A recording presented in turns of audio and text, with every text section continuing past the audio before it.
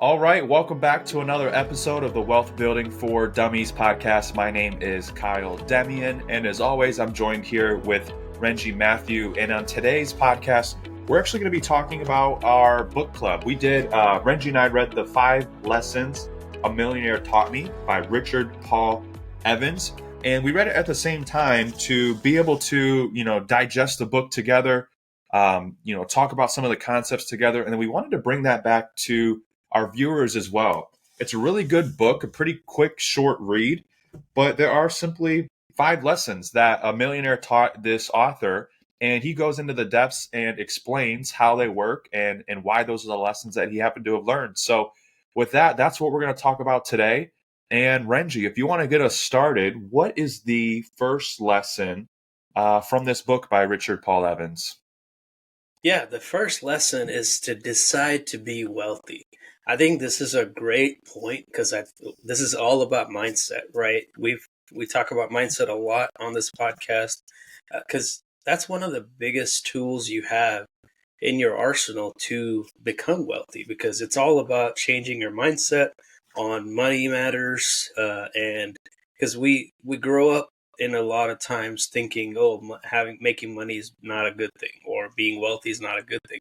It talks about changing that mindset shift to money is just a tool, to do what you need to do. It's not about that money is bad, and that's the thing. One of the things that's quoted the most is money is the root of all evil. It's not the money is the root of all evil. The verse actually says, and I think people forget it, it's the love of money is the root of all evil. So if you love money, then you might have a problem. But if you're using it as a tool, because you can give, you can make other people's lives better, you can make your family's lives better. It's just a tool to use to do things that are better. So it's that first step was to deciding to be wealthy, and all the changes that you need to make personally in your mind to become wealthy. Anything you want to add to that, Kyle, before you go to the next point? Yeah, the only thing I want to add is, and it kind of goes along with another book that I'm actually reading. It's called The Magic of Thinking Big. They talk a lot about too, like making the decision to think bigger and to decide to be wealthy, just like it talks about in this book. Once you decide to become wealthy, you start thinking like the wealthy. You start acting like the wealthy. So once you change your mindset, your whole entire world starts to change as well. So I love that's lesson number 1 in this book. And that leads us into lesson number 2, which is taking responsibility for your money. And this one basically just talks about tracking your income, tracking your expenses, and understanding where your money is going to.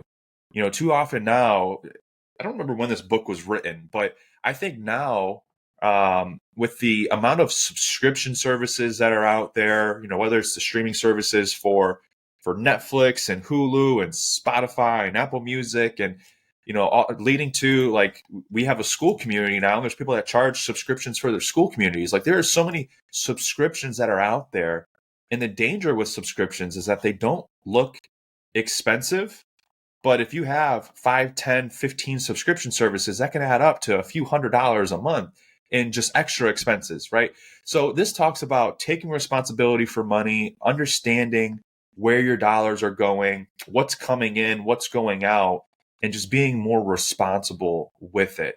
It does talk about creating and adhering to a budget, and how, like, that is the first step towards actually having financial control. And that's what I got out of lesson 2. Renji, do you have anything to add, or do you want to take us into lesson 3 for you? Yeah, I think taking responsibility for money was a big thing that I needed to do personally in my life, and we've talked about how we've gotten into a lot of debt and different things like that in the past, and we weren't taking responsibility for our money. And something we were talking about before we went live and started recording too, like there's many times in my life where I wasn't thinking about, like we talk about passive income a lot. And something I've always thought was like, okay, once I make it work the business to where I'm making enough passive income, now I can relax, right? That's not taking responsibility. Like, you have to always be willing to grow and always be willing to work even if you don't have to. That way, when something happens, you don't have to go to work. But if you don't have the mentality of making yourself better and working, you're going to get to a point where if a wrench is thrown at you, you might not be ready, right? And that's where I think it was a good lesson for me, because that's something I had to learn the hard way. So lesson number 3 was keeping a portion of everything you earn. And this concept dives into saving and investing a portion of your income. It talks about investing in different things like real estate, retirement plan, entrepreneurship, different things like that. But mostly it talks about compound interest and stuff like that. So this is where traditional retirement planning and all that goes into place. But adding on to that, I would say, like if you're listening to this podcast, you want to build wealth, and we talk about passive income. So even that, putting aside a portion of your money first for in yourself for the future, right? And that's what it talks about. And I think, like for me, in our family personally, we usually put aside first to God, and then to our whatever we need for ourselves, and then for our bills and stuff like that. And that's another thing we had to learn after a lot of trial and error too. Anything you want to add to that, Kyle, before you go to the next one? Yeah, and the one thing he talked about, which I really liked, was automating your savings and your investments too. Yeah. And with that, I don't remember if it's in this book or if I've just heard it other places and I kind of tied the two together. But when you automate it, you put yourself first and your savings first. Too often, people always try to, save whatever's left over at the end of the month. And for the majority of Americans, when they get to the end of the month, there is more month than they have money, right? They're running out of money before the end of the month. And this does talk about automating your savings and making it automatic. That way, every time you get paid, you're automatically saving the money. You don't have to think about it. You don't have to worry about it. And then you also don't wait until the end of the month to try to save it. So that's Hmm. been one of the best things I ever did for my savings and my money was automate it. That way I Yep. didn't have to think about it or remember to do it later or, hope that there was enough money at the end of the month.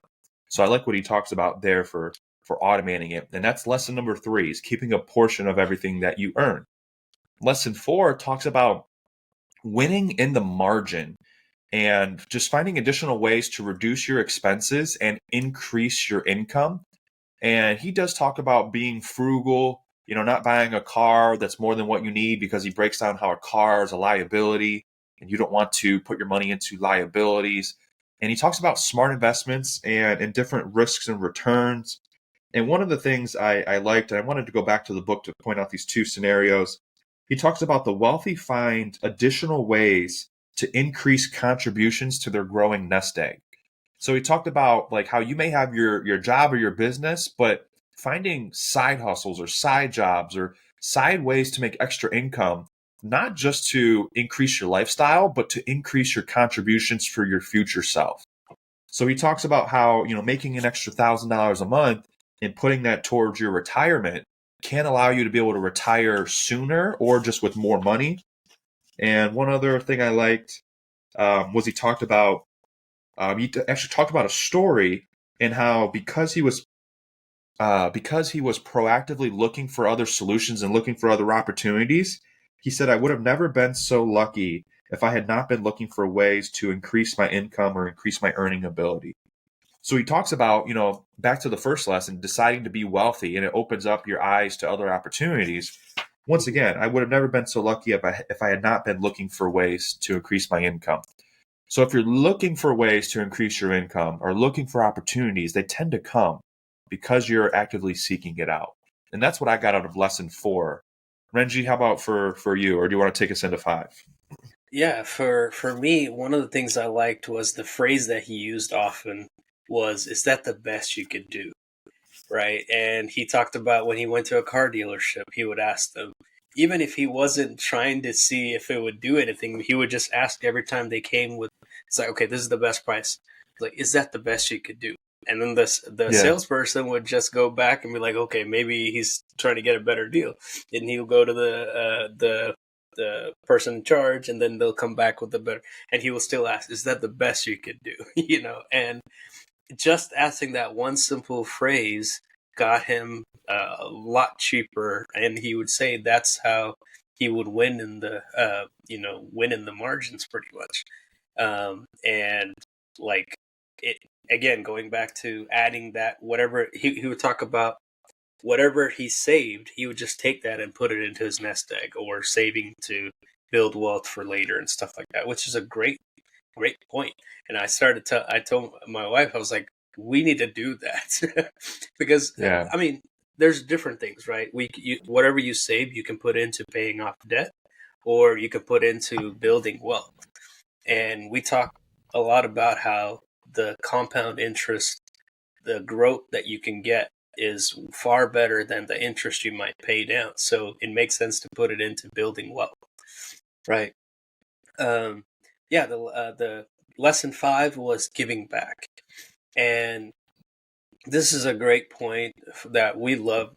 Nina and I, we talk about. We always fantasize about how much we could give to different people and different things for different causes, and that's one of our big whys that we have for everything we do is, hey, if we made this much, it wouldn't matter if we could give this much to this cause, or give this much to this ministry, different things like that. And even yesterday we talked about, it's like, man, if we could give thousands of dollars per month to all these different causes, and if we didn't have to worry about how much we made so we could do that, it would be awesome, right?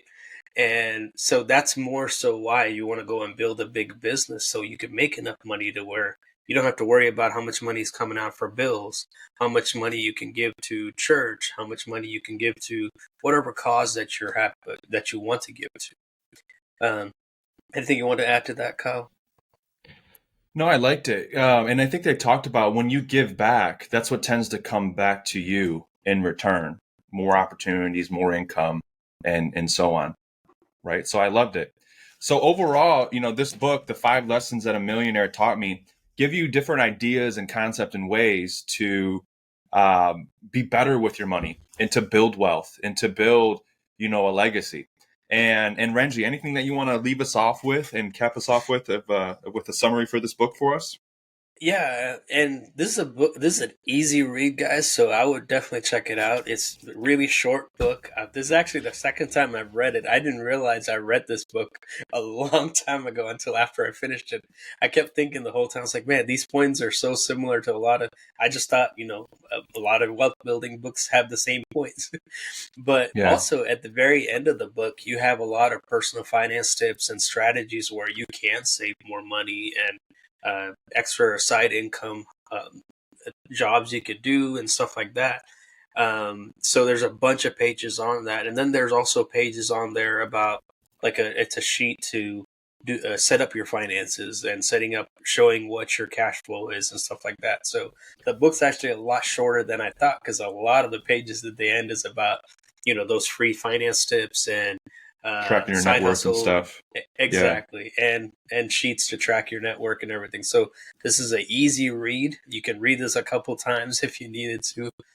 It's simple, really simple steps to build wealth. But yeah, that's all I want to add. Awesome. And with that, I think that's a good end to our show. As always, thank you guys for tuning in. If you got any value out of this, be sure to share it with a friend. Once again, the book that we read was The 5 Lessons a Millionaire Taught Me by Richard Paul Evans. If you guys haven't read it yet, we would both highly recommend it. And make sure to like, comment, and subscribe to our channel. And with that, we'll see you guys on the next episode. Take care.